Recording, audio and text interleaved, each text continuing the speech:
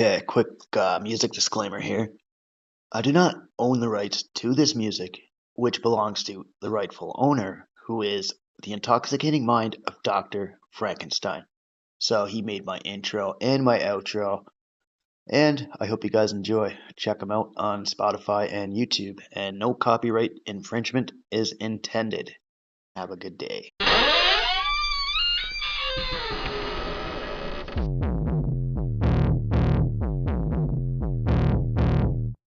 A clear choice of good versus evil, of right versus wrong.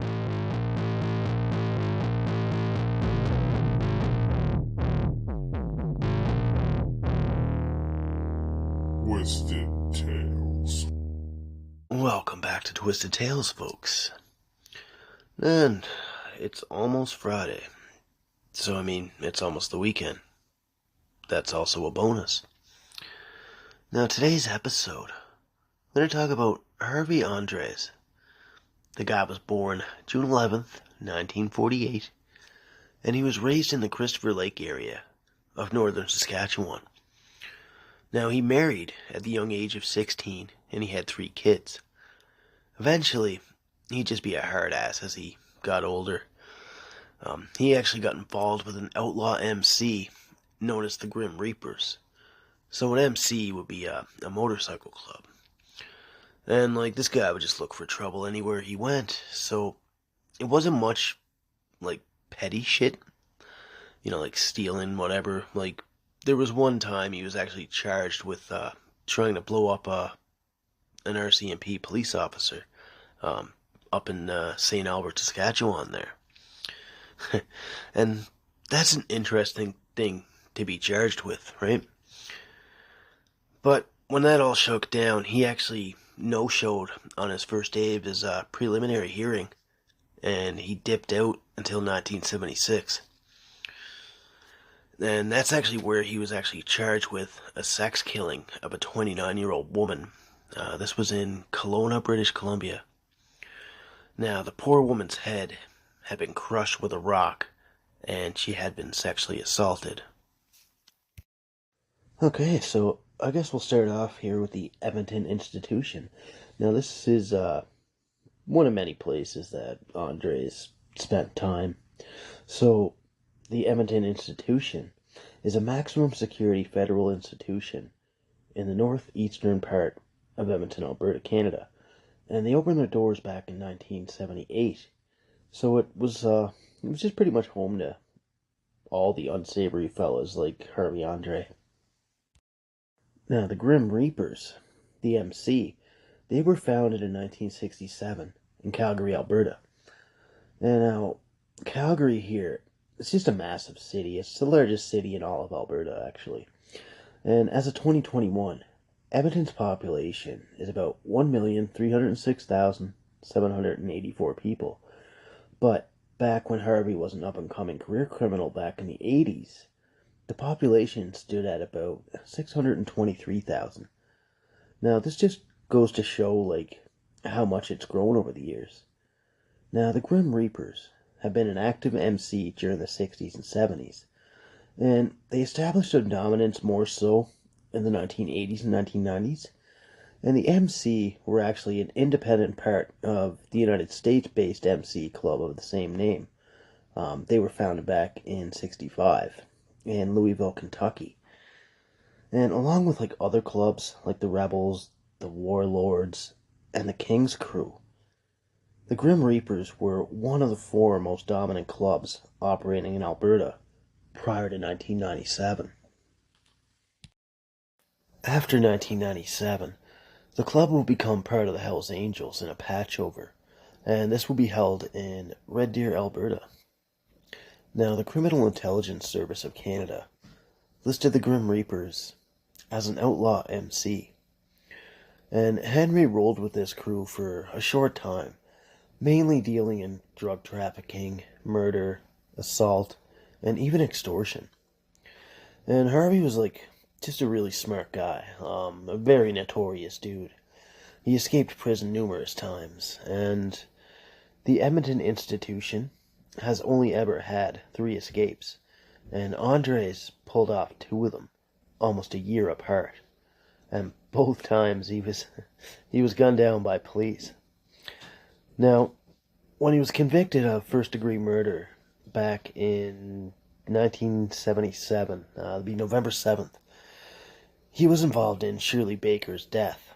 So he was caught in Winfield, BC, and sentenced to life in prison with no possibility of parole for 25 years. And he was sent to jail. And he escaped on March 12th, 1981, and he just engaged in like mere criminal activities until he caught up with police in Calgary, and a downtown gunfight took place. Once he was sent back to jail, he didn't stay very long because he pretty much escaped right away. And like this gave him time to mess around and fulfill his fucking crazy desires.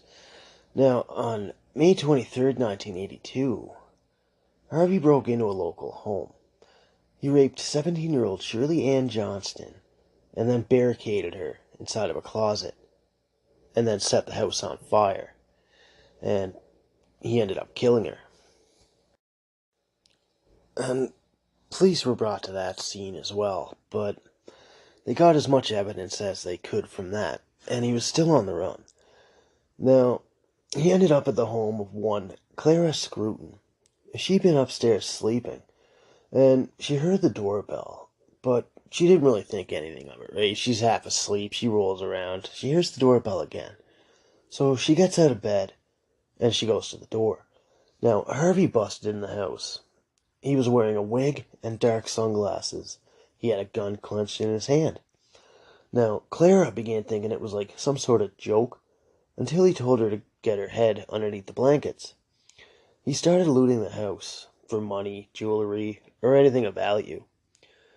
And this wasn't until Claire's husband, Ray, ended up coming home. Now, Ray was the manager of a grocery store. And one of the couple's neighbors kind of spotted Harvey breaking into the house. So he called police. And police rolled up. Everything went to shit. Harvey began shooting through the front and back doors of the house. He actually wounded a law student who was working for police on a summer program. He was named Robert, I want to say this, Zacher. Now, he had damage to his upper right arm, but was listed in stable condition. The couple ended up bolting out the door, and Harvey went through the other one. Now, he ran out firing at police, and he started hopping fences. He got close to a strip mall, the Canorama Shopping Center, and this was where he was shot by police and recaptured. And he was on the lam for 117 days.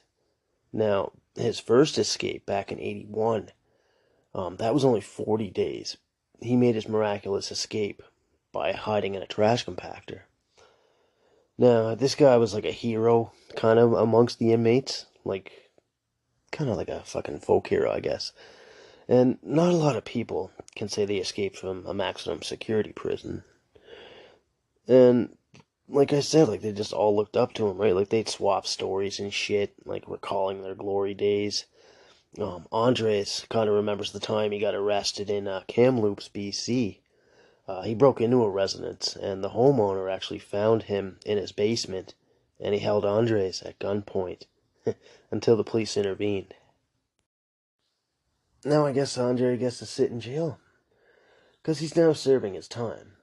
And back then, after the shootout and everything, DNA evidence from his old cases were actually looked into, and it wasn't until 1999 that new advances in investigative technology would now allow Calgary police to charge him with 5 rape charges dating back to 1982. So, along with another murder charge in the death of Shirley Ann Johnston. Now on September 10th, 2001, Andres were on trial for first-degree murder and arson in the death of Shirley Johnston. So, November 21st, 2001, DNA evidence is deemed sufficient to convict Andres. So 4 years pass, This will be November 4th, 2005. 5 counts of rape and over a dozen more charges against him are stayed by Alberta Crown prosecutors. And it's as they would like, they didn't add any additional time to his sentence for this. And time does go on for Harvey too. Like, his crimes were brutal, senseless, and totally unnecessary.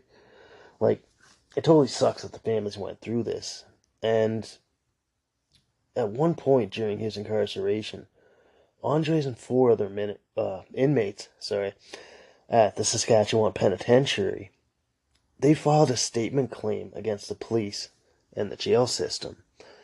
And I just find it kind of funny because these guys are like a bunch of fucking murderers and rapists. Like, they've done it all. Shootouts, home invasions, you name it. And they're suing the federal government for such thing as, like, lack of a barber. They want adequate library resources. They have sleep deprivation. Who doesn't? Like, I sleep 5 hours a fucking day.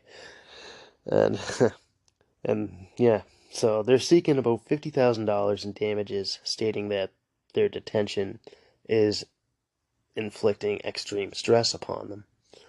So they were given 6 months to obtain a lawyer and fully articulate their claims. Because all these claims of mistreatment and, like, the charter right violations while they're behind bars, like, it's, I don't know, they had to prove this, right? And the lead plaintiff of this is Christopher Brazeau. And he was a man who was sentenced to 15 years for a series of home invasions back in Winnipeg. And there, I just made you look up another person to read about. So, and the other inmates include, like, one Bradley Rogers, Ernest Meigs. I'm gonna say Ernest Meigs, and Troy Burton. And, like, after the government looked at all this, like, a statement was made. I guess, quote, priority is protecting victims and standing up for law-abiding Canadians. Prisons are not hotels or resorts. We make no apologies for that. And that statement was made by Julie Carmichael, a communications director for Ministry of Public Safety. And it was recognized that the inmates were unhappy to the point of frustration and despair. But they have yet to name specific events and the laws that were broken in the first place. So Harvey Andres isn't eligible for parole until he's 76 years old in 2024. Now he just gets to sit in jail. I mean, the guy, like I said, he was a horrible person. And all his crimes caught up with him. And that's all I got for you, folks. So I really hope you guys enjoyed this episode, and, you know, the stuff we talk about's pretty good so far, I believe. Like, I got a few requests to go on. Oh, that's my buddy Anakin. He says hello. Alright, well, toodaloo, folks. Thanks for tuning back in.